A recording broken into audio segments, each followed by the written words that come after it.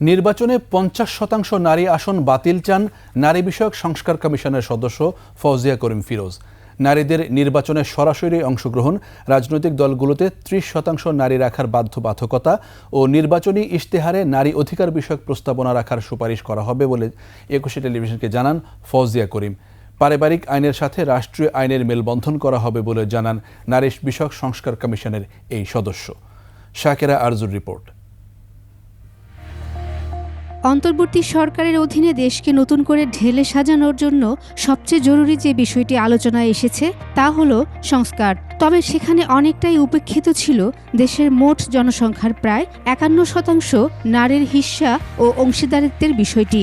যে কোনো দেশের কাঙ্ক্ষিত প্রোগ্রেস এবং সাস্টেইনেবল ডেভেলপমেন্টের জন্য অবশ্যই নারীর অংশগ্রহণ বাড়ানো অত্যন্ত জরুরি। তাদের কাছ থেকে আমার আশা থাকবে তারা তাদের এই একটা ঐক্য ধরে রেখে তারা যাতে ভালো কাজ করে যায়, নারীদের জন্য সবার জন্য একটা বৈষম্যহীন সমাজ গিফট দিতে পারে। দেরিতে হলেও সরকার নারী সংস্কার কমিশন গঠন করেছে। নারীর অধিকার অর্জনের ক্ষেত্রে অমীমাংসিত বিষয়গুলোকে সংস্কারের দাবির মধ্যে অন্তর্ভুক্ত করতে আলোচনায় বেশ কিছু বিষয় থাকবে বলে জানিয়েছেন সংস্কার কমিশনের সদস্য। সংবিধানের ৬৫ অনুচ্ছেদ অনুযায়ী জাতীয় সংসদের ৩৫০টি আসনের মধ্যে ৫০টি আসন নারীদের জন্য সংরক্ষিত। দীর্ঘদিন ধরে নির্বাচনে নারীর সরাসরি অংশগ্রহণের বিষয়টি আলোচনায়ও রয়েছে। বিগত ১৫ বছরে নারী সংসদ সদস্যরা নারীদের জন্য কিছু করে যাননি বলে মত ফৌজিয়া করিমের।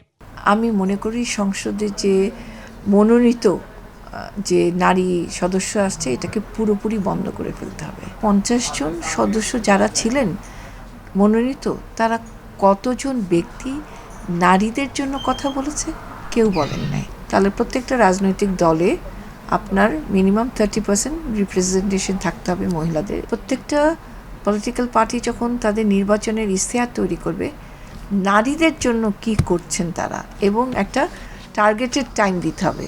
একমাত্র ওয়ালটন এসি দিচ্ছে 1 বছরের রিপ্লেসমেন্ট গ্যারান্টি। প্রত্যেক নারীর স্বাস্থ্য বীমা সহ পিছিয়ে পড়া নারীদের কথা বিবেচনায় নিয়ে বেশ কিছু প্রস্তাবনা থাকছে সংস্কারে।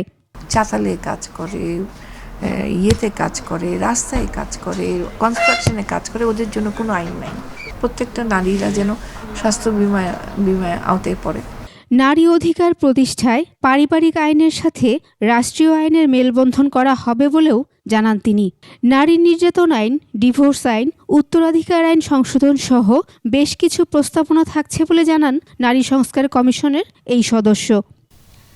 সংস্কারের মাধ্যমে দেশ গঠনে দেশের সর্বস্তরের নারীদের মতামত সংগ্রহ এবং রাজনৈতিক দলগুলোতে নারীর অংশগ্রহণ বাড়ানোর উপর গুরুত্ব দিয়েছেন দেশের সর্বস্তরের জনগণ। শাকেরা আরজু, একুশে টেলিভিশন, ঢাকা।